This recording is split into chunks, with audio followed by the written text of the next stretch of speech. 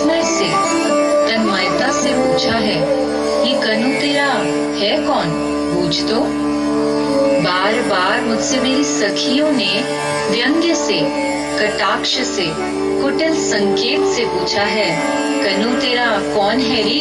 बोलती क्यों नहीं? बार बार मुझसे मेरे गुरुजनों ने कठोरता से, अप्रसन्नता से, रोष से पूछा है, ये कान आखिर तेरा है कौन? मैं तो आज तक कुछ नहीं बता पाई। तुम मेरे सचमुच कौन हो कनु?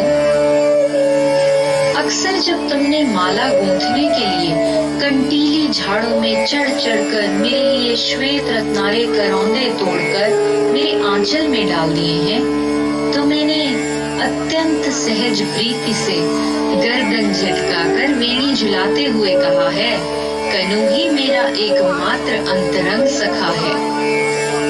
अक्सर जब तुमने दावाग्नि में सुलगती डालियों, टूटते वृक्षों, हहराती हुई लपटों और उठते हुए धुएं के बीच निरुपाय, असहाय, बावली सी भटकती हुई मुझे साहस पूर्वक अपने दोनों हाथों में फूल की थाली सी सहेज कर उठा लिया और लपटें चीर कर बाहर ले आए, तो मैंने आदर, आभार और प्रगाढ़ स्नेह से भरे भरे स्वर में कहा है, कान्ह मेरा रक्षक है, मेरा बंधु है, सहोदर है।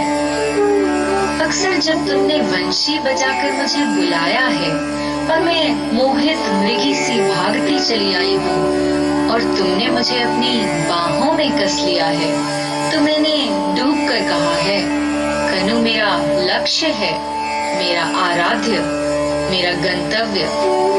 पर जब तुमने दुष्टता से अक्सर सखी के सामने मुझे बुरी तरह छेड़ा है, तब मैंने खींचकर आंखों में आंसू भरकर शपथें खा खा कर सखी से कहा है, कान मेरा कोई नहीं है, कोई नहीं है, मैं कसम खाकर कहती हूँ, मेरा कोई नहीं है।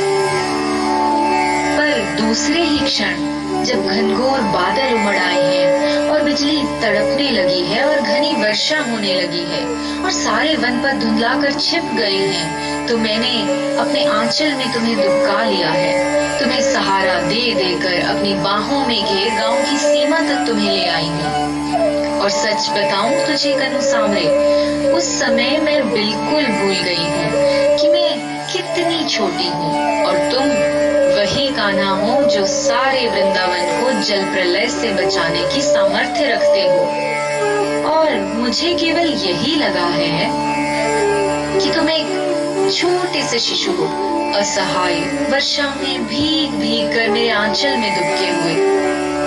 लेकिन जब तुम्ही ने बंधु तेज से प्रदीप्त होकर इंद्र को ललकारा है, कालिया की खोज में विशैली यमुना को मथ डाला है, तो मुझे अकस्मात लगा है कि मेरे अंग अंग से ज्योति फूटी पड़ रही है। तुम्हारी शक्ति तो मैं ही हूँ, तुम्हारा संबल, तुम्हारी योग माया इस निखिल पारावार में परिव्याप्त हूँ, विराट, सीमाहीन, अदम्य, दुर्दांत। इस निराधार भूमि पर चारों ओर से पूछे जाते हुए प्रश्नों की बौछार से घबराकर मैंने बार बार तुम्हें शब्दों के फूल पाश में जकड़ना चाहा है। सखा, बंधु, आराध्य, शिशु, दिव्य, सहचर, और अपने को नई व्याख्याएं देनी चाहिए। सखी, साधिका, बांधवी, माँ, वधू, सहचरी, और मैं बार बार नए नए रूपों में उमड़ उमड़ कर तुम्हारे तट तक आई और तुमने हर बार अथाह समुद्र की भांति मुझे धारण कर लिया, विलीन कर लिया, फिर अकूल बने रहे।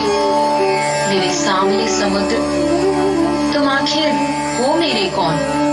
मैं इसे कभी माप क्यों नहीं पाती?